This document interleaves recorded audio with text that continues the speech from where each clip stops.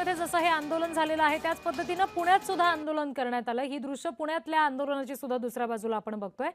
आमचे पुण्याचे प्रतिनिधी निखिल सुकरे आपल्याशी जोडले गेलेत, त्यांच्याकडून आणखी तपशील घेऊयात। निखिल,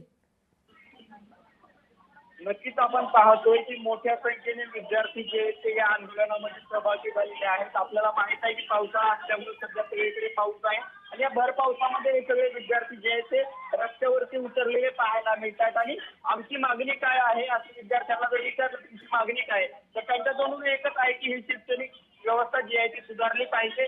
आम्हाला जे आहे ते व्यवस्थितरित्या शिक्षण मिळालं पाहिजे आणि हातामध्ये तिरंगा घेऊन भारत माता की जय आणि राजीनाम्याची मागणी करत हे सगळे विद्यार्थी जे आहेत ते रस्त्यावर उतरलेले आपल्याला पाहायला मिळतात। जी खरं तर आपण पाहिलं की लाल महाल चौकापासून हे सगळं आंदोलन हा सगळा मोर्चा सुरू झाला होता आणि आता हा मोर्चा जो आहे तो जिल्हाधिकारी कार्यालयापर्यंत येऊन पोहोचलेला आहे।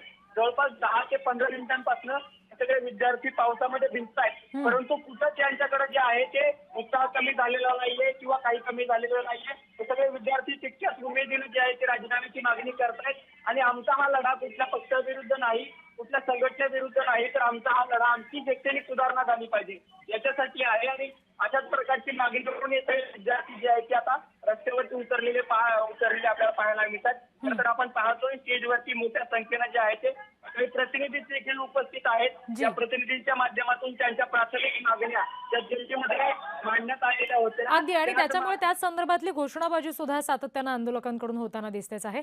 मुंबईतल्या सगळ्या आंदोलनाचे तपशील जय पवार आपल्यापर्यंत पोहोचवत होते आणि पुण्यातले सगळे तपशील निखिल सुकरे आपल्यापर्यंत पोहोचवत होते। जय आणि निखिल, तुम्हाला दोघांनाही धन्यवाद।